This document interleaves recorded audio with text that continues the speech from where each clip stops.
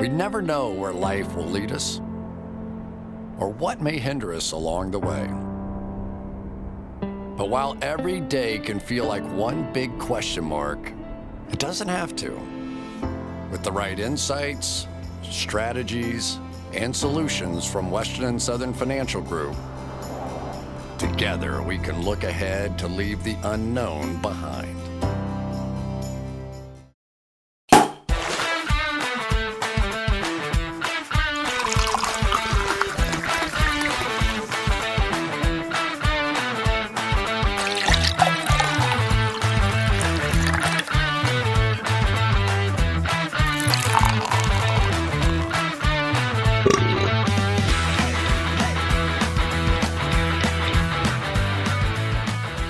We're back in studio, back-to-back days. We don't normally record on a Tuesday, and I want to apologize to everybody. Yesterday, podcast came out late, and I get that, and I'm sorry. But the snow kept us from coming in the office. It was an absolute blizzard, like 6 to 9 inches or whatever it was, coming in to Cincinnati. There's a big difference between 6 and 9. I know. Well aware. But yeah, snow kept us from recording the podcast. Came out yesterday, though, and we're going to have this one out today, recording here in studio on a Wednesday. Got a fun one. Going to look at Mel Kiper Jr.'s latest big board, Gayle Jeremiah's mock draft, McShay's mock draft. And then we have some interviews at the back end. My guy, Tre Moerhig, Trevon Moehrig of TCU. And then also I talked to Senior Bowl star, Demetric Felton, who he said he played the season, I think, a little over 200 pounds, then dropped some weight to move to wide receiver at the Senior Bowl, and expects to play a ton of different positions in the NFL. Both those interviews are interesting. Trevon Moehrig is also a really, really fantastic interview. He talks about his role and how he compares himself to Jamal Adams and all that stuff. It should be a ton of fun at the back end here. But first, let's start with Mel Kiper Jr.'s big board. You can go to ESPN.com if you have an insider subscription or a plus subscription and check out the full big board. But I just want to hit the highlights. Yes. I think it has to start with Devontae Smith being as high as number 3. You know, he has Devontae Smith as the number 3 overall prospect on his board. And to kind of run through the top there, number 1 is obviously Trevor Lawrence. Number 2 is Penei Sewell of Oregon. And then number 3 is Devontae Smith. Number 4, Jamar Chase. Like, again, no quarterbacks. Jamar Chase. Number 5, Kyle Pitts. Number 6, Jalen Waddle. And then finally at 7, he has Justin Fields. What is your opinion of structuring a big board like this when you're not factoring in positional value of the quarterback position? I mean, like, you're obviously not. This is my time of year that I'm going to go on this rant about how dumb I think it is. And our big board is assembled as if I'm a team that needs every single position and I'm willing to run a scheme that guy is a good fit in. Mm-hmm. That's how I'd assemble the big board. Now, that's obviously when you have certain positions and certain schemes will very vastly alter that. And if you don't need certain positions, your board will look, as an NFL team, will look vastly different from what PFF's draft board will. But when you are in the media, and that is like you're in this vacuum of obviously none of this really matters anyway, we're just people on the outside shouting about our opinion on these guys. It makes no sense to me to put together this theoretical talent big board of, oh, this guy is more talented per his position, Devontae Smith at number 3, than Justin Fields is at his position, quarterback at number 7. If you needed a quarterback and you needed a wide receiver, you would be a dumb ass, in my humble opinion, to draft Devontae Smith over Justin Fields. That just no one would do that. And so why assemble a draft board like that? I don't know. But then also, if that's kind of how you're doing it based off of like theoretically how good you are relative to your position, Kyle Pitts is a better tight end prospect than pretty much any wide receiver prospect in this class per like compared to their position. Generally, like I'm not sure we've seen a tight end prospect as good as Kyle Pitts in the last. I honestly don't know the last one. He is a unicorn athletically in what he can do from a receiving perspective at the tight end position. Devontae Smith, very, very good wide receiver, not a unicorn. He's not Calvin Johnson. He is not at that level of assuredness as a prospect. We've seen far better prospects than Devontae Smith coming out of college at his position. And then also, if that's the case, why aren't you putting kickers in here? Like, why aren't you ranking punters? Why aren't you ranking long snappers? Joe Cardona was a hell of a long snapper a few years ago. I didn't see him on Mel Kiper's top 25. Why not? Yeah, I really do think that the process of building a big board without heavily factoring in positional value and knowing that quarterback is what will run the NFL draft, I think makes it hard because you're not going to draft Jalen Waddle over Justin Fields if you need a quarterback. You're not going to draft Jalen Waddle if you need over a quarterback if you need Zach Wilson. So I mean, it's an interesting way to build it. But we talked to Scott Pioli last year, former GM, I believe, of the Kansas City Chiefs. Is that right? and he was assistant for the Falcons for a while.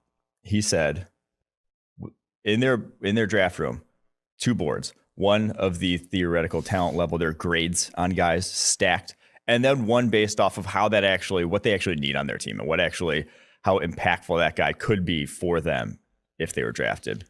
To me, the theoretical grade stuff is fine, but that's only fine like internal to your position, honestly, and historically at your position, comparing across positions year to year. It's not impactful for that year's draft. The actual how they're going to impact your team is the board that is what gets drafted off of and what actually matters. And I think that's why it's more important to look at like his positional rankings and where he stacks this quarterback class, and not so much like their actual ranking on the big board, because I do think that he's factoring in other things. But let's jump to those quarterback rankings, because at 7 he has Justin Fields, and at 8 he has Zach Wilson.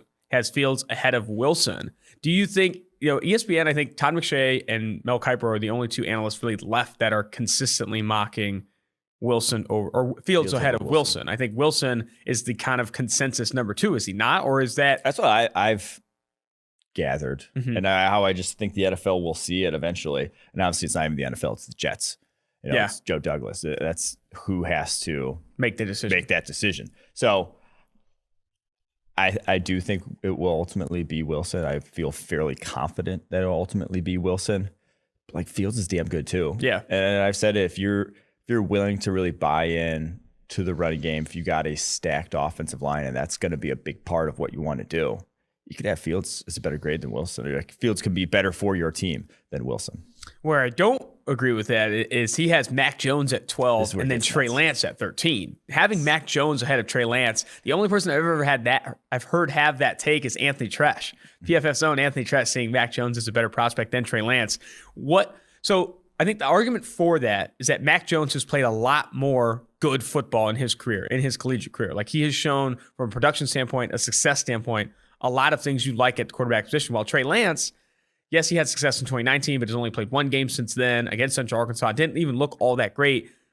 Is Mac Jones's polish or theoretical floor reason enough to put him ahead of Trey Lance, who has the ceiling of a top 5, top 3 quarterback in the NFL? The thing is, no, in my opinion. But it's also because Lance has a high floor with his rushing ability. Like he is the best runner at the quarterback position in this draft class. Again, we've seen that you do not have to be like Jalen Hurts came in and is immediately an upgrade over Carson Wentz last year, even though he was not better as a passer whatsoever. Like did not show much better, did not grade much better in that regard. It is because he can move an offense when nothing is there with his legs. Instead of taking sacks in those situations like Carson Wentz does, he's picking up first downs. That's a massive difference. And then also it just makes your running game better. So I think that would be insane to me to go. I may regret these words 3 years down the road, but it would be insane to me to value Mac Jones higher than Trey Lance in this draft class. Yeah, it'll be an interesting conversation. I wonder how the NFL sees it, because when we've talked to other scouts and other analysts, I mean, it's been Trey Lance is potentially the number 2, number 3 guy on the board. Not so much like even factoring Mac Jones into the conversation. This is the first that I'm really seeing Mac Jones being considered ahead of Trey Lance from one of the other bigger outlets. The other highlight I wanted to show we need to get Seth Galina on to give us his, because he'd probably get on board with the Mac Jones over Trey Lance. Get him to outline. He wrote the piece last week on PFF.com saying he's a better prospect than Tua. Again, I can't get on board with that, but we need to get Seth on to see exactly why he's all in on the Mac Jones. We need to get him to say somebody can't play again. Yes. So that they can get quote tweeted. We do need to get him just his takes team. on the entire quarterback class. We need his takes on the entire quarterback class again, and we need him to say, of these quarterbacks, which do you think most can't play? And, we'll see how it goes. I think that's a great call out. The other thing on Mel Kiper's board I found interesting is that he has Jalen Phillips as the number 17 overall player. That's the Miami, Florida edge defender, and as the top edge in this class. And I don't disagree with, I don't disagree with this wholeheartedly. I think, you could argue that from a talent perspective, Jalen Phillips is the most talented edge in this class. You could. Yeah. Like you could. I'm not, again, this isn't something that's stunning. I think there are other analysts, other scouts, multiple front offices in the NFL that see Jalen Phillips as the best or most talented edge. The problem is how do you evaluate his medicals? How do you say to yourself, he's a concussion away from retiring from football forever? How do you rank a player like that? I still don't know. I still don't know what you have to do to factor that in. Like you're obviously talking to your team doctors, you're talking to other people with experience with concussions and that stuff, but and you're talking to him. But I mean, from a talent perspective, I'm not surprised by this ranking. You should try to get Pro Football Doc on. We might have to. Or your dad. Your dad's a doctor, I've heard. He didn't really do cognitive stuff, concussions. Shoot him a text and see what he's got. I did get a concussion one time, and he told me to go into a dark room, and I puked. So. Oh my God. That was pretty brutal. Dang. Wait, what? You just puked as soon as you got in the dark room? Well, you just like after a concussion, you can be really fucked up for a while. Man. And I was just like, how'd you get it? I got it playing baseball and fall ball, and the field was like frozen. And so I dove. My face just landed. I don't even remember. Next thing I know, I remember putting my hands to my head. And then next thing I know, the whole team is around me. And I'm like, whoa, I thought I just dove. They got there quick. No, I was like out for a little bit. But.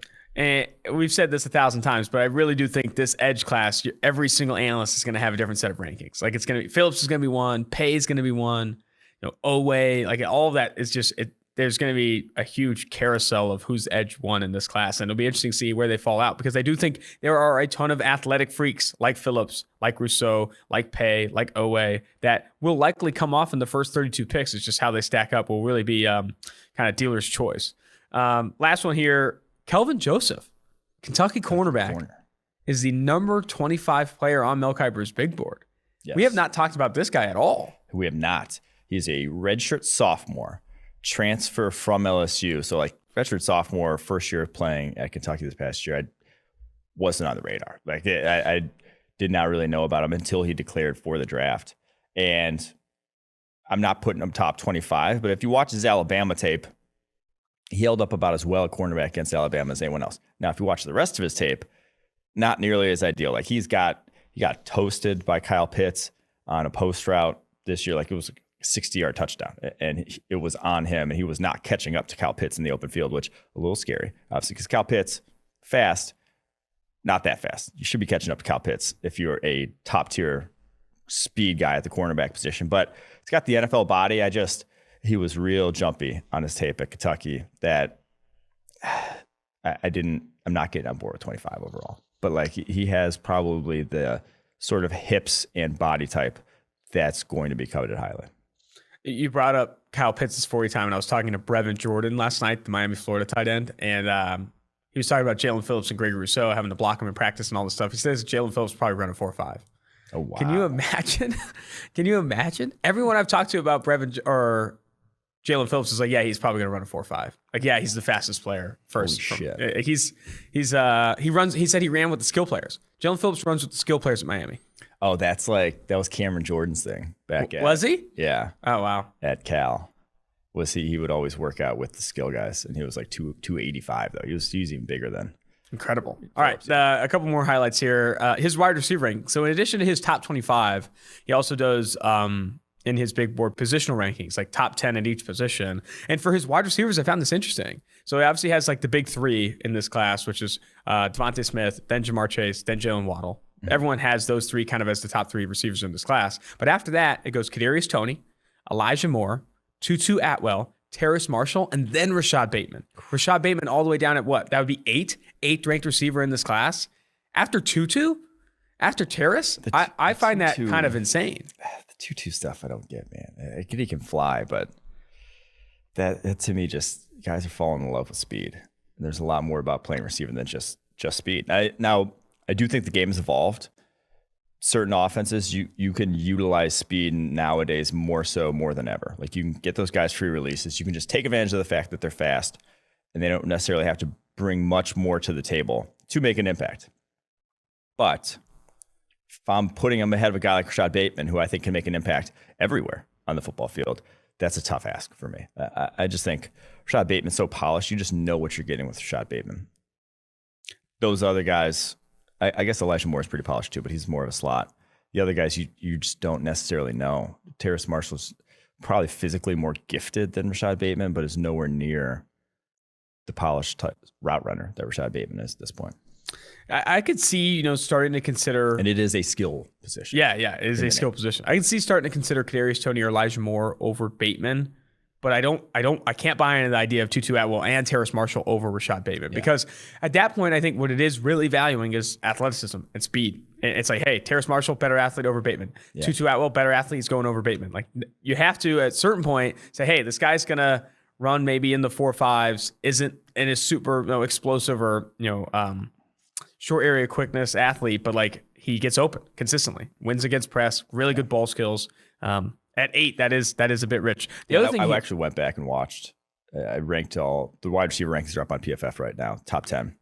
Went back and watched a lot of Bateman because this guy where, again, people are not calling him a first round. He's probably not going to go in the first round. He doesn't have first round speed. But man, the way his breaks at his like on a post, on a dig are so crisp for a college wide receiver. And yeah, you can improve on that, but there's levels to where you can get physically. Some guys don't get there. I'll take the guy that already has shown that wholesale and is already doing the things that you need to do in the NFL to get open.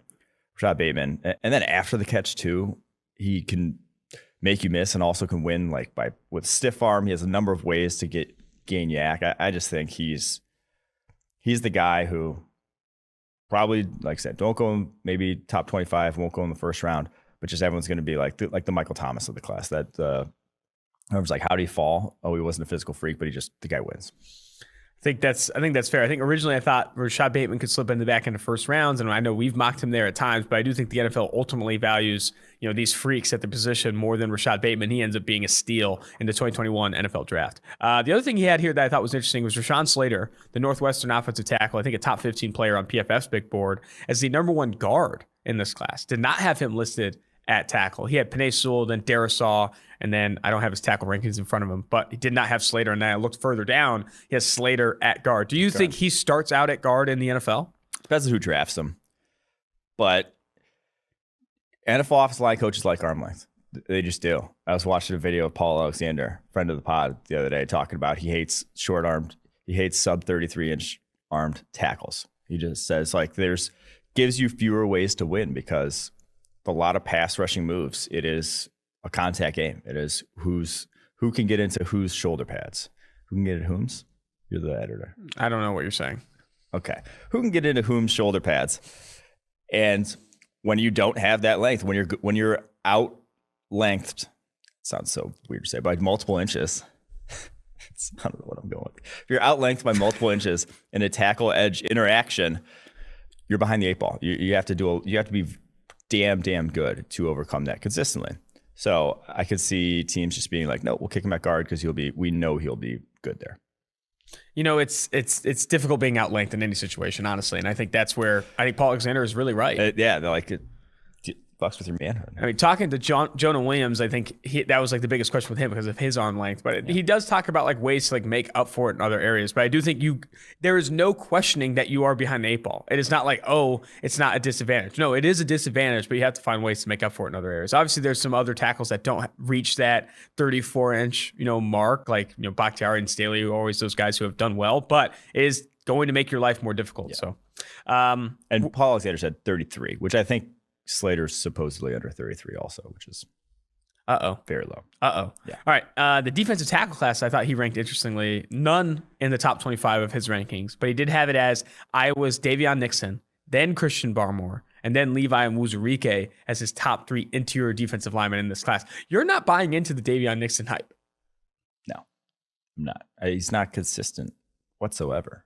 And Davion Nixon versus Christian Barmore, I cannot see a world where if you've watched the entirety of the tape of both that you would put Davion Nixon above Christian Barmore. He's not as athletic. Doesn't have a prototypical size length like Barmore has. He's older. Not as productive. Didn't face as good a competition. Like someone's got to explain that to me. I'd like to hear, we should get Mel on to explain that one to me. We'll try and get Mel on. He's a hot commodity. Yeah. But I don't understand. But I do think it speaks to what we've said about the defensive tackle class. It's just not that great. But it is not that great. Christian Barmore, I think, is ranked, 14th on our board, somewhere in that range. And then after that, we don't have a defensive tackle ranked inside the top 40. Yeah. And I think right here, he doesn't even have any of them ranked inside the top 25. It is not a good defensive tackle class. It is not the year to force needed that position after Christian Barmore, where you're going to find value for these guys. It's like picking up an Ali McNeil on day 2, picking up a Tyler Shelvin on late day 2, day 3. Like that's where you're going to see value in the defensive tackle class, not necessarily drafting one highly in the first round. Last thing here on Mel Kiper's big board, and then we'll jump to McShay's mock, is his safety rankings I thought were interesting. Trevon Moehrig at number 1, respect. then Javon Holland, the Oregon safety slot corner that I really like. And then at third, he has Hufanga, the USC safety, Talanoa Hufanga, who is this former 4-star, 5-star recruit with all these tools, has just really battled injuries and is trying to stay on the field. We haven't talked about him a ton. What's your opinion of Hufanga? To me, he's a box safety only, which that's fine. I mean, that's a role in some teams. That's not the valuable thing you do at safety position. The valuable thing you do at safety position is deep slot. Those are things that impact the game in a more and more meaningful way. To me, he is a all downhill player. When he does anything other than attack downhill, it's not as good. And I also don't think he's quite at the level where you can transition him to linebacker full time. Maybe like a dime safety role where he's the box guy full time, but I don't think he's near good enough at like taking on blocks, those sort of things, to be able to just hold up in the box all day, every day. So I'm just gonna be lower on a guy who's a box safety. We were lower on Raiders safety Jonathan Abram coming out because he was a box. So you weren't gonna play him deep. They've tried to play him deep. It's been awful. A guy who's just a box safety to me is just not worth top couple round draft pick, because you're not versatile. You have to be versatile at safety in today's NFL. You have to be able to do multiple things. When you can't be flexible, you're just not, again, bringing value to the table. I definitely like him as a box player at the next level. You know, you have in the draft guide one of his biggest strengths being a big hitter, and you can get that draft guide on PFF.com if you have an Edge or an Elite subscription, but you do have him as a 6th-round value. His background is interesting. Former 4-star, always wanted to go USC. His cousin is actually also in this draft class, Marlon Tuipulotu, who we actually might have on the podcast here pretty soon. Hey. Marlon. But I've had some questions. People were DMing me about Talanoa Hufanga and why we're so low on him compared to some others. But I do agree with you that versatility has to be the most coveted aspect of the position right now. Like, you need to be able to play everything. The best safeties in the NFL play everything. Even Jamal Adams, as much box as he plays, can do it all. He can play everything if he wants to. And I think that's where teams are going to look for. So if you are bringing in strictly a box player, drafting him highly probably isn't the move. AKA Las Vegas Raiders bringing in Jonathan Abram in the 1st round. Enough about that shade. Let's jump to the Todd McShay mock draft now and kind of review this. The way I want to do this is kind of how we do our mock drafts. Read 5 picks at a time, comment on some of the notables, and we'll get in and then jump to Daniel Jeremiah's mock draft. So for Todd McShay, he published this, I think, February 9th. Trevor Lawrence at 1 to Jags, Zach Wilson at 2 to the Jets. Have to respect it. Then the big one here, he has the Carolina Panthers trading up with the Miami Dolphins to go grab Trey Lance, not Justin Fields, to go grab Trey Lance at 3, and then at 4, Justin Fields to the Atlanta Falcons, and then the dream scenario, Penei Sewell of Oregon going to the Cincinnati Bengals. What's your opinion of Panthers going after Lance, not Fields, in a trade-up situation? They're zigging. They're going complete opposite direction of Teddy Bridgewater is what they're doing there. That's Bridgewater, middling arm, underneath, game manager. Trey Lance, monster arm, over the top. Although still some game manager traits to him. He didn't make a lot of mistakes with the football over the course of his career. I think only 5 turnover plays his entire college career. So has that aspect to him too. If that's where you're going to go and you're stuck with Bridgewater this year and you're the Carolina Panthers, you are. So he's going to Lance would probably take a year on the bench at that point. I'm not going to argue too hard against it. He has the physical tools that, again, are ridiculous. That lottery ticket can be worth a lot if you hit on it. Kiper is probably blown away that they didn't do that trade for Mac Jones. You know, I mean, if Mac Jones is still on the board, might as well go up and grab him. No, I'm just kidding. Well, for Devontae Smith. Devontae Smith's still on the board, guys. Yeah. Devontae Smith is still on the board, and you're trading up for Trey Lance. 10 spots ahead of Trey Lance. 16th best player on Mel Kiper's board? What are you doing? What are you doing? Best player available. But I do think that the Panthers would be smart to trade up and go grab a quarterback, whether that's Lance or Fields. I think the Eagles, as I've seen in my mock draft, would be smart to go up and try and grab a quarterback. Like these teams that are going to be, say if Miami doesn't want a quarterback, that number 3 pick, if they're like, yeah, we're probably going to take Sewell or Devontae Smith, trading back to 6 or 8 or say 9 with the Denver Broncos, 12 with the San Francisco 49ers, there has to be people looking to come up and go grab a quarterback. I think Carolina, I've seen rumors looking to get aggressive at upgrading the quarterback position. I think other teams will do that as well. I think there's a likely scenario where that number 3 pick is ultimately traded away and a team comes up and go grabs. I do like the QBs 1, 2, 3, 4. I think that's a realistic scenario with how good those guys are, and then just how different they are from QB5. I feel really good about QB 1, 2, 3.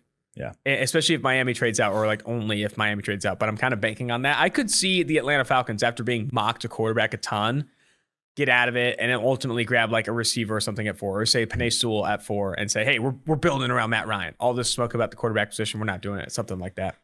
Because the problem is Matt Ryan's contract's very difficult to get out of, and he still has multiple years left. Like, it'd be very difficult to bring in. Matt Ryan's still good. And Matt Ryan's still good. Your upshot of Justin Fields, a good case scenario is for him to be as good as Matt Ryan. You know, that's like, that would be hitting on that pick, is to get another Matt Ryan. So he's only 35. You could win a Super Bowl with Matt Ryan if your defense doesn't give up, 28 points down the stretch unanswered. Yeah.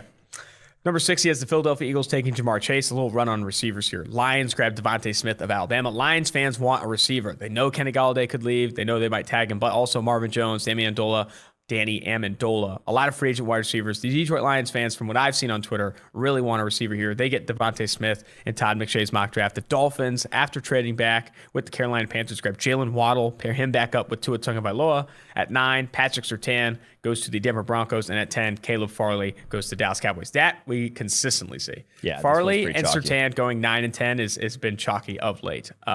But let's talk about there's not a lot of notables here. Like, if the quarterbacks are off the board, I think you could see this run on wide receivers from that 6 to 10 range. Mm-hmm. I think that's pretty much what we've seen across a lot of mocks at this point. This is making a lot of fans happy. They want to see consistency. Exactly. They don't want to see, they don't want to see anything bold here. They don't want to see the worst mock ever. They don't want to see the worst mock ever. So let's jump to 11. 11,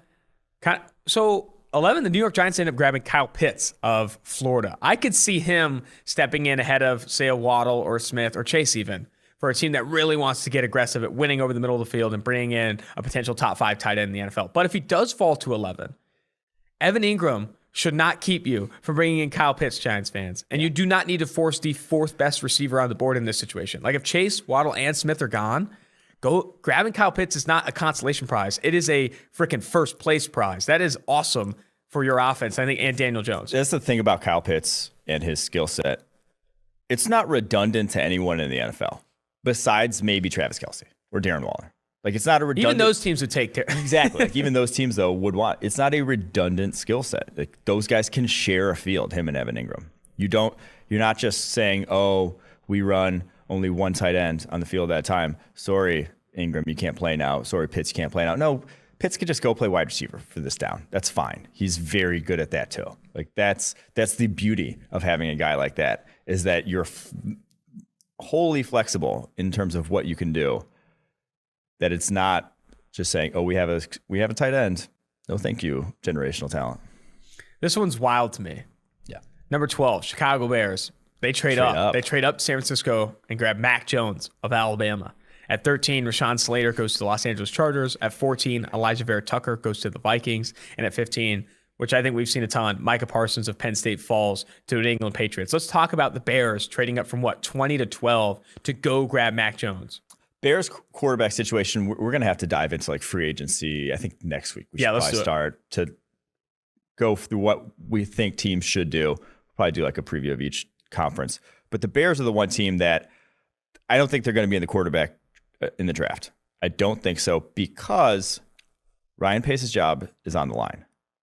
He has to win this year. You can't restart with Mac Jones and hope that he hits the ground running as a rookie quarterback and takes you to the playoffs. Because if he doesn't, you're gone. If it doesn't happen this year, they're gone. So they are going to be firmly in the veteran quarterback market who can take us there right now. They might sell draft capital to do it, but it's not going to be sell draft capital to move up and get Mac Jones or Trey Lance. I don't think, because that guy's not getting you to the playoffs. And then once you don't get the playoffs, boom, you're gone. That's the sad reality of kind of giving that guy who's tilting on the edge of his job, the hot seat GM, of giving him that one more year, kind of like Bob Quinn in Detroit last year, where you don't maybe make the best sound long-term decisions because you're mortgaging for your job right now. Yeah. And that's not a great position to be in as an organization, sadly. unfortunate for the Bears. I don't think this happens, and I don't think Bears fans would even like it either. Like they'd rather, I think, even see Carson Wentz. I don't know, maybe not, but it's hard to say. Don't go that far. Maybe not Carson Wentz, but I do think they'd rather see getting aggressive, like with the Jimmy Garoppolo, a Derek Carr, even picking up Cam Newton at this point, like trying to find a guy that could come in. Dude, I think Newton's getting slept on. I think he was all right. And that receiving core in New at least England made Tom Foles. Brady. At least better than Nick Foles. That receiving core and offense in New England made Tom Brady, the future Hall of Fame, now reigning Super Bowl champion, look terrible. Yeah. Like Cam Newton was going to look bad in that offense with how bad that roster is. So maybe people are sleeping on Cam Newton. Not a lot of other notables here in that 15 range. I think Slater to the Chargers is something I see a lot of. And with the Minnesota Vikings, if those 3 best receivers are off the board, like I think you could see them go offensive line here with like Elijah Vera Tucker. Jumping to 16, Carolina Panthers grab Gregory Rousseau of Miami, Florida. Raiders grab Jeremiah Owusu-Koramoah of Notre Dame at 18. My guy, Jalen Phillips of Miami, goes to the Miami Dolphins at 19. Washington football team grabs Kadarius Toney, and at 20, after trading back with the Chicago Bears, San Francisco 49ers grab safety Trevon Moehrig. I think in that range, you've seen a ton of Gregory Rousseau to the Cardinals, the linebacker addressing for the Raiders at 17. What I think is interesting is the football team going after Toney and the Niners grabbing our favorite safety in the class at 20. Yeah, because the Niners, no one would mock him at safety at 12. Yeah. And no one would be like, oh, yeah, go Moehrig then. But once you trade back, I think that becomes a far more realistic option. That defenses, a big reason why they got to the Super Bowl a couple years ago. So I think adding to that couldn't hurt. The Toney pick at 19, that's high, man. That's just, and he's a nice complimentary. Like you're not getting him in there to ask him to be your number 1 guy in Washington. You got that guy. You got Terry McLaurin. But at 19, I would like a more of a sure thing as a number 2 wide receiver. If I already have a Terry McLaurin, is all I'll say. That being more like an Elijah Moore would be more. But I like adding to the offense. I like trying to attack the offense side of the ball because whoever starts at quarterback for the football team is going to need an elite supporting cast to take them into the postseason again next season. At 21, he has the Indianapolis Colts grabbing Kwity Paye of Michigan, Titans grabbing Azeez Ojulari of Georgia, Jets grabbing running back Travis Etienne of Clemson ahead of Najee Harris, which is interesting. Man, because a lot of the ESPN guys, a lot of draft analysts like Najee Harris is the number 1 back in this class. So having Etienne, even obviously we're not mocking him in any first rounds anytime soon, but having him go ahead of Harris is interesting. And at 24, Christian Darrisaw, which I think it would be a steal for the Steelers at 24. They grabbed Christian Darrisaw, the offensive tackle of Virginia Tech. And then at 25, Levi Onwuzurike of Washington going to the Jacksonville Jaguars. Do you think after the Senior Bowl, Levi Onwuzurike will be viewed as a first rounder by teams? Do you think he sneaks into the back end of the first round? No, the only thing that could get him there is the fact that just like teams need defensive tackle. Mm-hmm. I desperately need defensive tackle. He's the next one because he's not, in my opinion, his tape's not first round at this point. He's first round caliber athlete. His tape does not match that. The one pick I want to go back to there though, the Jets going running back, and you're going to hear probably 1,000 times about the Jets and running back, young quarterback's best friend. You got Zach Wilson at 2. Give him his best friend. Strong running game's quarterback's best friend. It is no secret that the people probably saying that, the quarterbacks saying that on TV, were not good quarterbacks in the NFL. You know who I'm talking about when I'm saying the quarterback pundits. They needed the run. They needed a strong running game. They needed those guys because that's how they move the ball offensively. When you are actually a good elite quarterback, what you need is an offensive line. You don't need a strong running game. A strong offensive line will give you a strong running game. A strong offensive line will also have the benefit of giving you strong pass protection and ability to throw the football down the football field. So if they went running back with that second first round pick, I would be so upset as a Jets fan because it's not going to, 1, give you a strong running game, or 2, be your quarterback's best friend. Quarterback's best friend will be a nice offensive line and some weapons for him. Multiple best friends. And the offensive line, there was kind of a run there. That'd be like a guy you text sometimes on the weekends if you're really bored. That's the running back. I mean, I would have rather them picked Darrisaw, who falls to the Steelers, who I feel like would be an awesome get for the Steelers at 24. I'd rather them pick Darrisaw than Etienne and bring him at tackle. Easily. I don't get why you wouldn't Tackles more invest of in a the rarity. trenches like that. Sorry. Let's read the last few picks here and then jump to DJ's mock. Zaven Collins, the linebacker for Tulsa, goes to Cleveland at 26. Linebackers getting mocked Cleveland like it's their job. At 27, one of my favorite picks in this one is if he does fall here, J.C. Horn, cornerback, South Carolina, the Baltimore Ravens. I think that's an awesome play for the Baltimore Ravens. Jalen Mayfield, offensive tackle of Michigan, going to the Saints at 28. Aaron Robinson, the UCF slot quarter, going to the Green Bay Packers at 29. At 30, finally, Najee Harris, running back of Alabama, comes out the board to the Buffalo Bills. And then at 31, it's Joe Tryon, defensive end of Washington, to the Kansas City Chiefs. And then Levon Wuzurike was not only picked in the first round, he was picked to this guy. Christian Barmore goes to the Tampa Bay Buccaneers at 32. Ooh, that'd be a great pick for the Buccaneers at 32 if he falls there. Because I bet Sue probably retires, and they're going to have some holes. Now, they're not going to be able to retain everyone. That just seems unrealistic with their cap situation. But the pick I don't really get is Mayfield to the Saints. They got like a first rounder at right guard, second rounder from 2 years ago at center, a guy getting paid like $10+ million a year at left guard. Are they now? They may trade Ryan Ramczyk. They may move away from him, but like, is Mayfield going to start a tackle? I feel like everyone's pretty much saying he's a guard at this point. I can't get on board with that. That would be a wild one. Saints, I've said before, it's going to be a bad offseason, but valuable positions is the point of this draft. Cornerstones that you can start building around. I don't think a fourth interior alignment's a cornerstone. I mean, we also love the idea of, I don't know, I lost my train of thought there. Yeah, I could tell. But I do think that investing in the offensive line is important, but at a certain point you have to have a path to the field, right? Like if they're not trading, right? It's the same thing you said about Cesar Ruiz last year. Well, it's like there's tackles available there. Like there's.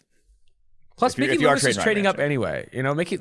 Yeah. Mickey's coming up. He'll be in the quarterback class. They Yeah. might end up with Trey Lance. I like it. I like it. The other pick, and I don't think we've talked about him a ton, but it's Joe Tryon. I think he gets consistently mocked in the back end of first rounds, but is not considered a top 32, top 40 prospect on PFF's board. Yeah. What are your concerns with Tryon? I was going to say Mayfield, Tryon are a few guys that we're just going to be lower on. He wasn't productive. I think he had a 70-something pass rushing grade his last year at Washington. Long, pretty explosive, but just doesn't really have pass rushing moves. And even like his bull rush is not that effective for like his skill set being long and explosive. Should translate at least to bull rushing college offensive tackles consistently. He did not do that. Shall we jump into Daniel Jeremiah's mock draft now? Let's do it. It's just big board mock draft season. And then next week I'm excited to talk. And then we'll go. Yeah. Tomorrow we have the mailbag. Next week, we're going to talk some free agency. And I got a ton of interviews lined up today. It's Tre Moerhig and Demetric Felton, but we got a lot of cool ones lined up for tomorrow and next week as well. For Daniel Jeremiah, back at it. Jacksonville Jaguars, Trevor Lawrence at 1. New York Jets, Zach Wilson at 2. The Dolphins stay put at 3 and grab wide receiver Jamar Chase, not Devontae Smith. Interesting. Wide receiver Jamar Chase of LSU going to the Dolphins at 3. The Falcons take a quarterback in Justin Fields. And at 5, Penei Sewell graciously falls into the laps of producer Mike Quinn and Cincinnati Bengals fans. I think I'm just gonna keep mocking Sewell to the Bengals just to give them fuel hope. the fire. They need the hope. I don't actually think it's gonna happen. I think he comes off the board before that. Really? I do. So you don't see quarterback 1 through 4? I don't see quarterback 1 through 4. All right, here's a crazy scenario that's kind of topical. So you just said that the Saints are going to try to trade up. Ryan Ramczyk for 5, straight up. That's Because they're interesting. trying. There's rumors You wouldn't that do they're it? trying to trade. Why wouldn't you do it? Wouldn't hate it. You got to pay Ramczyk immediately. It's Wow. good though. Cross that bridge when you get to it. Yeah, I would. If I had what's the highest pick I would go Ryan Ramczyk? Probably 20s, right? no, probably more like 14 in this draft, 14, 15. I'd go for Ryan Ramczyk. Maybe they trade back, grab some receiving talent, and then You trade back one. and then trade that for Ramczyk. Oh man. Now I feel like you'd never get player trades the day of the draft. That's just rare. Yeah. It has happened, but it is rare. So, Randy Moss was traded day Randy of draft. Moss was day of draft. But that would fix your tackle problems. That'd be pretty sick, dude. I kind Yeah, of like everybody that a lot. wants Sewell because he's like this supposedly like can't miss all-pro tackle. Like, why don't you just get an all-pro Plus, tackle? I'm seeing some reports you know? that they don't really want to move Jonah Williams back and forth from left and right and all this stuff. And if you bring in Ramczyk, keep him at right and keep Jonah Williams at left, I mean, there's some of that consistency as well. Maybe they are looking at some right tackles on the trade market. I like it. I like this conversation. Anyway, the notable here, I think, is the Miami Dolphins staying put at 3 and drafting Jamar Chase, who we see as the best receiver in this class. We'd obviously vote for a trade down, but if the Dolphins are stuck into picking at 3 and they're not going to pick a quarterback, this is one of my favorite picks for them at 3. I think it's one of the better scenarios if they aren't trading out or taking a QB. Yes. I still would go Sewell personally, but I don't think you can go wrong. Like there's some blue chip talent in this class that you feel really strongly about. That guy's one of them. Number 6, he has the Philadelphia Eagles taking Kyle Pitts, tight end out of Florida at 7. Micah Parsons to the Detroit Lions. Everyone loves that mock. I had that in my mock draft. Carolina Panthers take Trey Lance at 8. If he falls to them at 8 and we don't see quarterbacks go higher, that I think is a dream scenario for the Carolina Panthers. Literally dream scenario. If you don't have to trade multiple picks to go up and get him, but feel confident you can get him at 8, I do think that's what the Carolina Panthers want. I don't know if they'll get it, but I think that is a dream scenario for them. At 9, Caleb Farley, and at 10, Patrick Surtain. You're going to see 9-10 mock those 2 corners a ton this offseason. No surprises there. Let's talk more about the Trey Lance thing.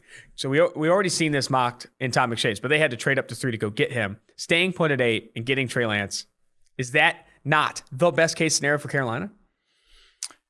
Yes, I think it would. I mean, best case scenario for any of those teams that need a quarterback is not having to move, but still getting your quarterback. Yeah, like if Trey Lance is on the board for Denver at 9, like that's a dream scenario. Absolutely like you have to make that decision. Yeah, I do think ultimately when you think a guy is the guy, when you're that confident in him, you don't leave it up to chance, because 1 third rounder, whatever it's going to take to move up a few spots, probably a little bit more than that, not inconsequential to what that guy can bring to the table. The interesting pick here to me is the Kyle Pitts to the Eagles. I don't know what the Eagles fans want. I feel like anytime you mock anything, they get upset, besides maybe Devontae Smith. That's the only guy it seems like that they'll be happy with. But Kyle Pitts, again, not redundant to an Eagles team that will have Dallas Goedert, probably won't have Zach Ertz. I imagine he's cap casualty. Not redundant. They run a lot of 2 tight ends anyway, but I think the most 2 tight ends of any team in the NFL already. Yeah. They would jump at that possibility to pair him. Vastly different skill sets. Again, not redundant. No, I don't think Eagles fans are even upset with that pick. Okay, maybe good. some are. Maybe some are. But I do think having thing. Kyle Pitts and Dallas Goedert, and then obviously maybe trading away or cap casualty for Zach Ertz is the move if Jamar Chase is already off the board. I'd rather have Kyle Pitts at 6 than Devontae Smith at 6. Ooh. I would. I'd rather have Kyle Pitts at 6 than Devontae Smith at 6. Your positional scarcity argument strongly comes into play with Kyle Pitts in this class. Yes. You won't find another. Not even close. I don't think you'll find another next year. Like you're not going to find Kyle Pitts next year. Yeah. I do think taking him at 6 over Devontae Smith, as DJ has mocked here, maybe isn't like what everyone wants, but I definitely agree that I would take him over You don't Devontae think Smith. Charlie Kohler is the next Kyle Pitts? I don't think Charlie Kolar, the Iowa State tight end, is the next Kyle Pitts. New York Giants at 11, they grab Gregory Rousseau, not a receiver. Giants fans are probably furious. Giants fans, every time you mock them not a receiver right now, they are getting pissed. So they grab Gregory Rousseau of It's Miami. like the anti-2020. When anytime you did mock him receiver, they got Yes, pissed. yeah, anti-2020. At 12, the San Francisco 49ers grab Rashawn Slater. Trent Williams likely to leave in free agency, so I like that pick. And then at 13, Jalen Waddle, wide receiver of Alabama, goes to Los Angeles Chargers. Not Devontae Smith. And then at 14, finally, Devontae Smith comes off the board to the Minnesota Vikings. Ooh. And then the Patriots, I love this pick. J.C. Horn at 15. Fit. That is a fit and a half. A fit and a half. He'd fit in. DJ has the receivers mocked in the same order as PFF has receivers ranked, and I don't think anyone should be all that stunned. I don't think anyone should. But even if you don't agree with PFF's ranking, I think when we first had that come out and everyone saw that Devontae Smith wasn't our number 1 receiver or our number 2, I mean, we were getting death threats. And now I think it's going to be more normalized that, like, hey, you could view this receiving class this way. You could. There's a chance that you could. And Daniel Jeremiah said in his entire time in the front office, he had to tweet about it because he probably got so many death threats too. Yeah. No one's ever brought up postseason awards. That guy's won. And that was a Devontae Smith tweet. That was. He didn't say Devontae Smith, but it was the Devontae Smith. Because there were probably so many fans saying, why, first Heisman winner since Desmond Howard. And like all of that is impressive. I agree. But you have to look at him as a prospect. Des had a great receiving career too in the NFL. Easy. Good return, man. He's a Super Bowl MVP. Packers legend. But the one pick here that I still like, Devontae Smith, where his fit goes, the Vikings, it was kind of one of those fits in the mock where you're like, shit, I haven't drafted this guy yet. I got to throw him in somewhere. Yeah. Because I don't think that's a good, like that one, they run fewer 3 wide than any team in the NFL. Now, some of that's because Olabisi Johnson would be your 3rd wide. Yeah. Some of it's that is just scheming 2 talent, but they don't want, they want to be a two back or a two tight end. They want to run two wide receivers, and that is their offense. So adding a third guy, again, pass to the field, I don't see Devontae Smith, even if they did add him, would be playing 50% of the snaps there. So, I'd be floored if the New York Giants pass on Smith or Waddle at 11 for Greg Rousseau. And I also think something that doesn't get talked about enough here, adding speed for the Chargers, adding Jalen Waddle with Keenan Allen with that offense, and Justin Herbert, like that, I really do like. Trying to build around Justin Herbert in a hurry is sick. Like, because I've seen, I think the most common position mocked to the Chargers at 13 is offensive tackle, but I haven't seen receiver a ton. And I really do like it if Waddle or Smith are on the board at 13 for the Chargers. Going and grab a guy like that would be pretty sweet, because I think you have to build around Justin Herbert. And I know the offensive line needs help, but I kind of like Jalen Guyton though. I mean, he runs like a 4.3. He's kind of already got that. He's not Jalen Waddle, but Guyton's all right. Easy. I'm just saying. I think, doesn't he have like the lowest yards per out run of any receiver in the NFL last year? Did he? I think so. Oh no, I'm thinking of a different Chargers receiver. But still, I do think that you can get an upgrade over Guyton. Call me bold. Call me crazy. I think you can get an upgrade over Guyton. At 16, he has the Cardinals grabbing Elijah Vera Tucker of USC, the offensive tackle, likely guard in the NFL. At 17, Kwity Paye to the Las Vegas Raiders. I think edge rusher to the Raiders should be commonly mocked in this class. With who you taking off the field, Burrow or Crosby? Which one goes? Any of them. Either or. But you have Kwity Paye. I mocked them Jason Oweh in my mock draft. I think you could see Greg Rousseau. I think you could see them go after a pass rusher, largely because Gus Bradley, the new defensive coordinator, does not blitz. He needs a pass rush that can win with 4. And if you don't, right now they don't. They don't have a pass rush that can win with 6. Like, they need help there. And I think adding a Kwity Paye or an Oweh could make sense. At 18, this one, I hope we don't see for Miami Dolphins fans' sake, but Najee Harris, running back, going at 18 to the Miami Dolphins. At 19, Washington football team, Luxon to Christian Darrisaw at 19. I don't think he'll last that far. And then at 20, Chicago Bears, wide receiver Kadarius Toney. I can't get on board with the Miami Dolphins pick, but we can't just spend the entire podcast talking about running backs in the first round. I think if they were to go running back in the first round, it would feel very much like, after obviously going their other need, wide receiver, their biggest need, it would feel a ton like the Jaguars going Leonard Fournette when they went Leonard Fournette number 4 overall, whatever, where that was a complete roster. They had filled all their needs in free agency except running back. The Dolphins have done a very good job of building out that roster via draft, free agency the past couple of years, and probably may even do some more adding this offseason. And it will feel very much like we have no other need but running back. Take top running back, when that's not how I would operate. No. It kind of reminds me also remember when the Raiders took Jamarcus Russell, and then the following draft I think took either Darren McFadden or Darius Hayward-Bay, and then the following draft one of those two guys. Hayward-Bay was next. They went Russell, McFadden. Hayward-Bay, McFadden. No, it was McFadden then Hayward. But I feel like they were just like, okay, we got the quarterback, let's get the running back. We got the running back, let's get the receiver. And at that point, it's like, okay, you're overdrafting for positional need. That same class had Michael Crabtree and Jerry Maclin, and they went for Hayward-Bay. McFadden, probably not the greatest pick with his injury history and the value of the position. But still. Skinny legs. The other pick I wanted to highlight in here in this kind of set was the Chicago Bears going after Kadarius Toney. Adding a freak athlete like that, a guy that can do it after the catch, is something that I don't think they currently have. And they might lose Allen Robinson in free agency, or likely will. I think Anthony Miller might have played his last game in Chicago. Do you? Yeah. I mean, that's what I've heard. There's some people saying that Anthony Miller might be on his way out. Cut? He's not bad. I don't know. That's what I've heard. I didn't hear. I'm not hearing this, but they do. The Bears have a number of different offensive needs, I will say. So wide receiver, if they don't resign Allen Robinson, yes, like, I get on board. Don't complain. I would not complain about that whatsoever. Indianapolis Colts at 21. In DJ's mock, take Greg Newsome of Northwestern, the corner. At Tennessee Titans, take Jalen Phillips at 22, the edge defender from Miami. Then Ronnie Perkins of Oklahoma goes to the Jets at 23. Jalen Mayfield, the offensive tackle from Michigan, to the Pittsburgh Steelers at 24. And then Jeremiah Owusu-Koramoah to the Jags at 25.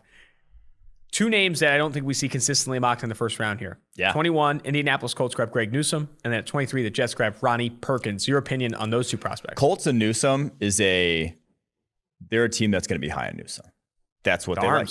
Yeah. They like the length. They like the athletes. They've said that.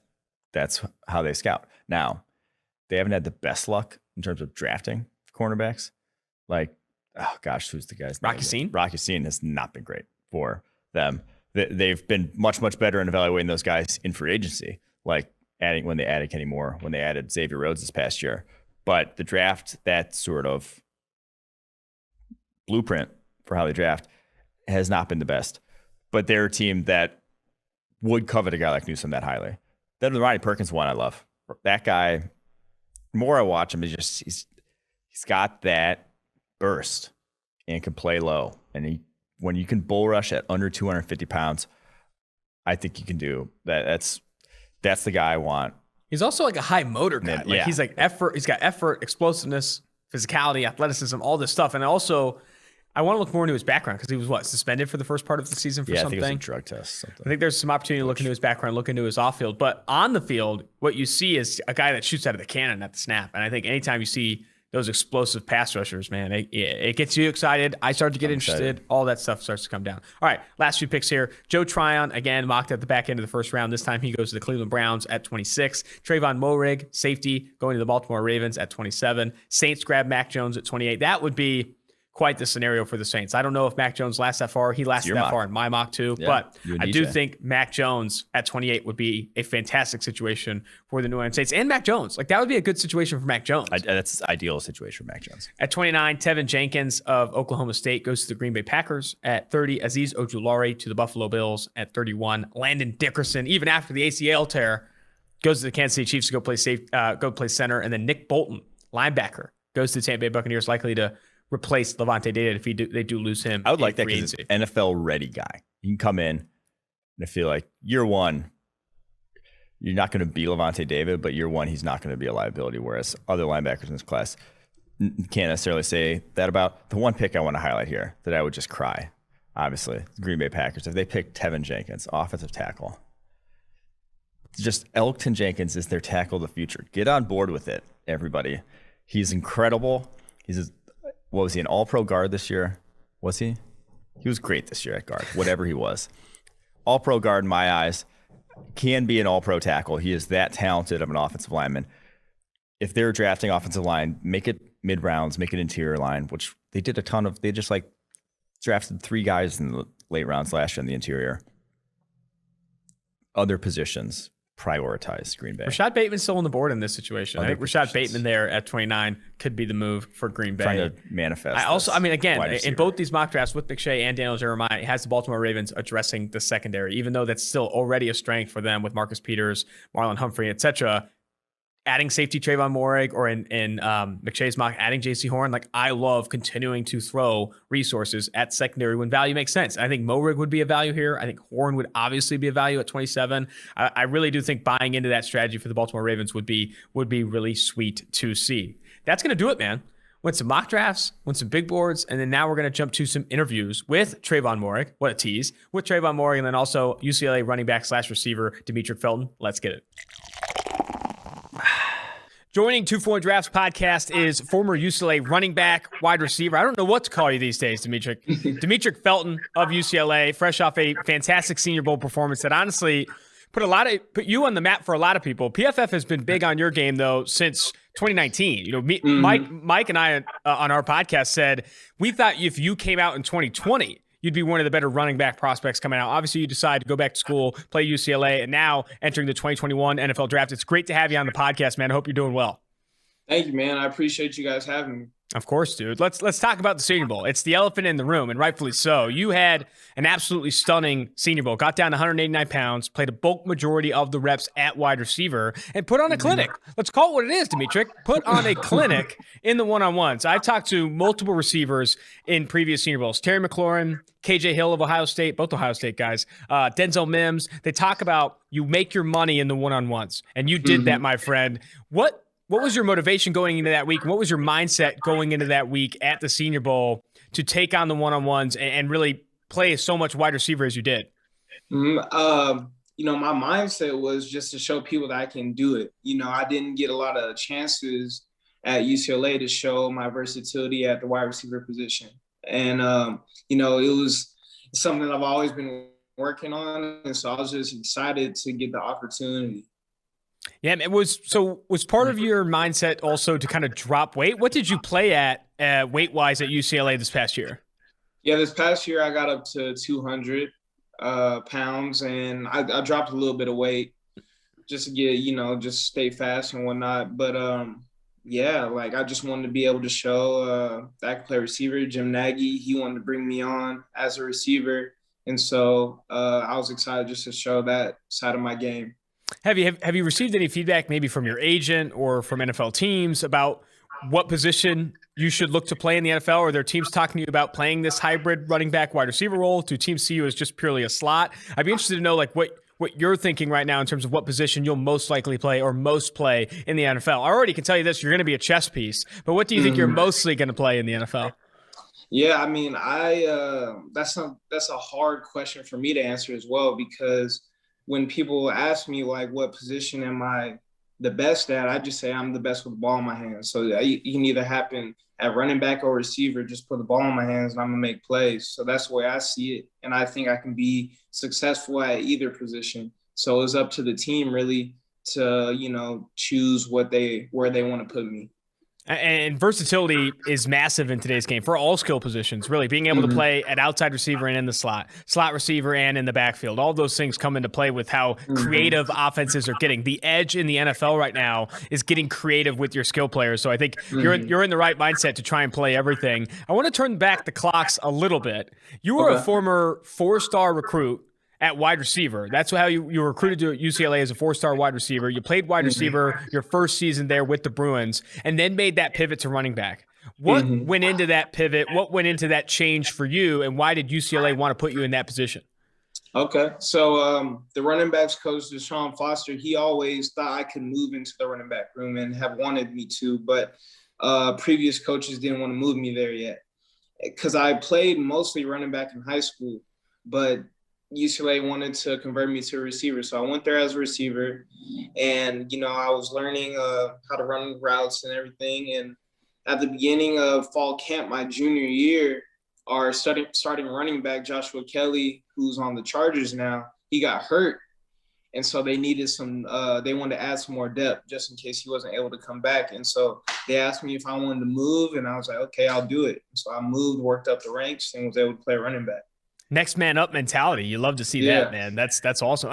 So what surprises me is that because it wasn't that you were just beating people down at the Senior Bowl with athleticism, which you have, but it was largely what drew me to how good of a week you're having was the polish. Like, were you still working releases in practice at UCLA, even while playing running back? Like, how did you maintain that receiver skill set going into Mobile? Because you played running back for the past 2 years. I was so impressed with how polished you looked at the receiver position. I'm always running routes. I would always go out there with my quarterback, Dorian, and I would run routes and just try to make sure I had that in my back pocket. I just tried to master every part that I can, so my team can use me whichever way they want to. And so that's just, just a lot of work and just being consistent at it. NFL fans of your game are excited because they've seen these types of players work out so effectively in the NFL. Nyheim Hines is that running back receiver type. Ty Montgomery in the past. You also have recently Antonio Gibson, who was a former receiver at Memphis. Do you watch a lot of NFL tape, and are there certain backs or certain skill players you watch that you like kind of take your game after? Yeah, I want to say when I moved into the running back room, the running back I tried to emulate most was Kamara, just his ability to move around the offense, whether at like receiver or running back. His just mix of catching ability and his running style is very intriguing to me and just something that I try to put in my game. Do you watch a ton of film on yourself? I'm always interested to know, like, at different positions, how much film you're watching. Are you watching film on yourself? When you're looking at opponent scouting and opponent film, what are you looking for in an opposing defense? Talk to me about, like, your film preparation and how much that factors into what you're doing in the offseason and even what you're doing in game weeks. So, yeah, I watch a ton of film on myself. I'm always looking at ways to improve, like, what I'm doing and just how to get an extra yard or how to break an extra tackle. That's always my mindset. Like, I'm always trying to get better. And, that's just something I attribute to just my coaches, just that mindset. And, other than that, when I'm looking at different defenses, I'm looking at, how they tackle, just tendencies they have. That's something I pay a lot of attention to, just how they tackle, if they put their head down, if they're not looking at what they're trying to tackle. That's something I add so I know when I'm running, and I try to manipulate them with how I'm running. Maybe they think I'm going this way, and at the last second, I make a cut and break the tackle. So that just goes into, a lot of the film study that I do. At the running back position, I find it interesting because the NFL game is changing. The game is such a passing game these days where running backs need to catch, they need to pass protect, they need to do so many more things than just run the football, be that 3-down runner that used to be like the Adrian Petersons of the world, the Ricky Williams of the world. Those backs are going away. It's now like, I want a guy that can catch passes. I want a guy that can be like an Alvin Kamara. What do you feel like are the most valuable skill sets for running backs in the NFL right now? Is it forcing missed tackles? Is it catching the ball out of the backfield? Is it running routes? I'm interested to know what you think is most valuable at the position in today's NFL. I would say in today's NFL, the most important thing is exactly what you said, being able to run the ball, being able to catch the ball and run routes, being able to create those mismatches are like very important in today's league.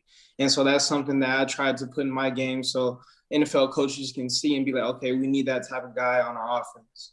Yeah, that's fantastic. I think mismatches is the right word. Like, you want a running back that is a mismatch for opposing defenses, whether that's in pass protection, whether that's as a route runner. I like that call out a lot. I know you're down there in Tampa Bay working out right now, preparing for, I'm sure, what is UCLA's Pro Day sometime in March. What drills are you working right now? Are you setting any goal weights, any goal times for any specific drills? I want to get a little insight on what you're looking forward to for your Pro Day. Yeah, mostly I'm just working on my 40 L drill, most of the combine workouts. My goal weight, I want to get back up to 195. That's what I'm shooting for. And yeah, my pro day is supposed to be March 23rd at UCLA. So I'm just trying to prepare for that and make sure I'm ready to go. Awesome, man. Well, I want to finish the interview with this. I think you're going to do, I'll tell you right now, Demetric, you're probably going to do a lot more Zoom interviews with teams here in the future, man. And I think the most common question, so I talked to Charles Snowden recently, Virginia defensive player that is entering this year's draft. And he said he's already had a ton of interviews, specifically at the Senior Bowl, and I'm sure you did as well. One of the most common questions you're going to get, or probably have already gotten, is why do you love football? And I think I got to hear from you. Why do you love football? Why do you love this game? I love football because I love to compete. I love to get better every day, and this game gives you that opportunity day in, day out. And so just being able to do that, be able to work hard, celebrate with your teammates after a win, after all the hard work you put in, is something that, you don't get to do all the time. And so I'm just trying to be able to, experience that as much as I can. And so that's why I love football, and that's why I've been playing since I was 7 years old. That's awesome, man. Well, I really appreciate you jumping on the podcast, and I wish you the best of luck moving forward. Thank you so much for having me. Have a good one. Joining the 2-for-1 Drafts podcast is none other than former TCU safety Tre Moerhig. Best free safety in the class. I'll say it right now. Mike sees it. I see it. Best free safety in this class. And deep safety is a position where you see a handful of guys in the NFL that can actually pull it off. Now that Earl Thomas isn't playing in the league or is kind of floating around in free agency, there isn't really like an elite free safety in this class. Maybe Justin Simmons, or not this class, but the NFL. Justin Simmons, Anthony Harris, Jason Bates, but you coming in, filling a big role in the NFL. Excited to see you go the next step, man. Tre, it's great to have you on. Thank you, man. I appreciate it. I appreciate all the love. It means a lot. Thank you for having me. Of course, man. We're big fans of your game. We've been big fans of your game since your 2019 season, really, where you really kind of, I wouldn't say broke out, but had a really exciting season that year. And that, I think, is when we first kind of got on you as a prospect. But then going into this season, talk to me about some of the challenges going from a very productive, from a ball production standpoint, passes defense, interceptions, all of those things in 2019, a 91.6 PFF grade that season, to a 2020 season where you don't even know if you're playing every game this week. It must have been a wild adjustment going from 2019 to 2020 with all the COVID impacts on the season. Definitely. Yeah, definitely. It was just, hectic. Every day was something new. We just had to go play it by ear kind of thing. But I think the team handled it well. I think we all handled it well and came together and just found a way to, play all our games and play our best and, just hope for the best. And I think we did that, winning 7 games, and just came out with a strong season. Talk to me more about your role at TCU. I know over the past few seasons, at least, they've played a ton of quarters coverage. You play a lot of deep safety looks, and I think you have a ton of ball production. No safety in this class has had, more a combination of more that passes defense and interceptions than you.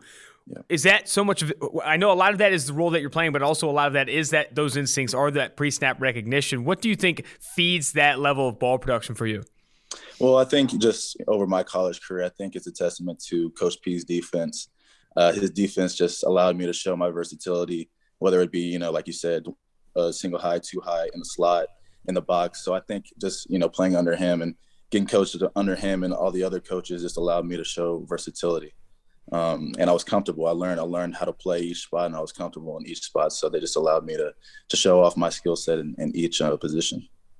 Yeah, let's talk more about your versatility as well, because I do feel like you have a very good skill set to play deep safety at the next level, play free safety and single high looks, but you have a ton of experience playing a ton of different positions at TCU. Do you want to be that kind of moving chess piece, that Tyrann Mathieu in the NFL that plays in the slot, that plays in the box, or do you find yourself wanting to kind of master a role? I know Minkah Fitzpatrick, former slot cornerback at Alabama, goes to Miami as a first-round pick, played outside corner, played slot, and is now playing a ton of deep safety for Pittsburgh and loving it. I'm interested to know, because there's two ways to think about it: mastering one position or being this chess piece. Definitely. I think it just would come down to team needs. I definitely think I could play wherever they need me. Definitely learn the system, play whatever the position they need me to. But if they need me to solidify position, I definitely can see myself doing that. It just depends on what they need from me. But like I said, I think my college career just helped me, like I said, get that versatility and that knowledge from each position that I think I can, go on from moving forward. I mean, over 300 snaps played in the slot this past year. Even over the past 2 years, 300 plus snaps played in the slot. Also some deep safety and box safety as well. Have you had a lot of conversations with NFL teams about the role they want you to play in the NFL? I know guys that went to the Senior Bowl talked to all 32 teams in kind of like a speed dating situation. I've had a handful of conversations with them, but have you had any conversations, whether it be Zoom or in person? Yeah, I talked to a couple teams, not specifically about what position they want me in, kind of just general questions about me, how I played defense in college, kind of my goals and everything. I haven't gotten into the specifics about what position they want me to play, but like I said, I think I'm pretty, like I said, ready to be in whatever position they put me in. You're a big Dallas Cowboys fan. I know that. I'm sure you've been seeing some mock drafts. I mean, mock drafts are crazy this time of year. There is a mock draft that comes out every hour, I think, and it has a different scenario, a different trade. But seeing some mock drafts where you land with the Dallas Cowboys, how much of a dream come true would that be? That would be awesome, man. Like I tell everybody, I grew up watching the Cowboys my whole life. That's always been the team I've turned on the TV, watched with my family. But like you said, it'd be a dream come true. It'd be awesome to stay up here in Dallas. I love the community. I love the atmosphere, and I love the team. So that'd be a blessing. Do you pattern your game after anyone in the NFL, or do you watch a lot of NFL talents and guys that you kind of want to mirror in the NFL? Definitely. I say this all the time, and people kind of like, I say Jamal Adams, not just because, we kind of have two different playing styles, but I like the way he communicates on the field. At TCU, that's kind of all I did. I was the QB of the defense. So I just like the way he takes over the defense and just communicates and just does his thing on the field. And that's what I try to do. How much film are you watching in season in a given game week? Say watching, opponent film or even your own film, to kind of get an understanding going in each week. And how does your film study shift in the offseason? Do you watch more of yourself, or do you watch a lot of NFL guys? I'm interested to know what film work you do. Yeah, during the season, we pretty much watch film every day. And then, once we're done with practice or watching film, I'll go back to my house and watch some more film on my phone or on the app or whatever. But transitioning into the off season, right now I'm just watching myself and, what I can improve on, what things I see I need to do better, or what I'm, better at. But right now I think it's just, kind of just getting an understanding from me. And I've also watched some, NFL teams, not specifically just watching YouTube videos of games or whatever it may be, just to pick some knowledge out. And so what are you working on right now at Exos? I know you're working there in Frisco, Texas at Exos. Are you setting any goals in mind? I know you said you talked to some teams about goals, but do you have goal weights, any goal times for some of these drills? My goal is to just run fast and be strong. That's pretty simple. I mean, I don't want to get into any specifics. You'll see it when pro day comes. But I'm definitely loving Expos. They're taking care of me. I definitely feel like I'm improving every single day and building relationships. So I'm really loving my time during the off season right now. Yeah, run fast and get strong is kind of my goal every day as well. So I'm glad we're in the same page, Trey. We're in the same page. What weight did you play at this past season? It's kind of fluctuated between 200, 205, anywhere between there. I like to stay in between anywhere from 205 to 210. That's a good range, man. I was talking to Aleem McNeil, the NC State defensive tackle. They said they asked him to play at 340, and he's like, yeah, now I'm trying to get down to 220. It's like, dude, dropping 20, 30 pounds that's insane, dude. I mean, I guess he's got the weight to lose, but that is it's nice to be able to, 205, 210, you got a nice little range here, nothing too scary. I also wanted to bring on and talk to you about Ardarius Washington, another TCU safety there, a really talented guy, smaller guy, not in the same wavelength as you from a size perspective, but brings the energy on every single play. A really good communicator on the field from what you can see on tape. And someone that we've likened to at PFF to a Tyrann Mathieu, a guy that can play in the slot, the guy that can play in the box, even with some of the size constraints and those things. Yeah. We hope to have him on the podcast soon, but give me your perspective. Give me your scouting report on Ardarius Washington. Man, that's my boy. That's my dog. I mean, like you said, he can play anywhere, do anything. He fills multiple roles, is very versatile as well. I mean, don't knock his size. He's a dog. I mean, just because of his size don't mean anything. You see him, he's been making plays in the Big 12 since he stepped foot on the field. But like I said, that's my boy. I love him to death, and I see him playing a long time in the NFL. Let's finish with this one, Trey. I think a lot of the time, a lot of NFL teams will ask you this question throughout this process. It's probably one of the more common ones, and I'd love to get your answer on the podcast. Yeah. Why do you play football? Why do you love football? And why are you so excited to go play in the NFL? I'd say it's just my dream since I was a young kid. Watching football growing up, just wanted to get the ball in my hands and score a touchdown. Just wanted to have that, that feeling of I'm being a part of a brotherhood, being a part of a team, and just having fun with it and everything I do. Having my family behind me, watch me, and support me. Just it all. I love the whole experience. Well, I can't wait to watch you in the NFL, man. I hope to get you back on the podcast, maybe after your pro day or something like that. This has been great, and I wish you the best of luck moving forward. Definitely. I appreciate it. Appreciate the time taking out and everything you've done for me. Appreciate it, man.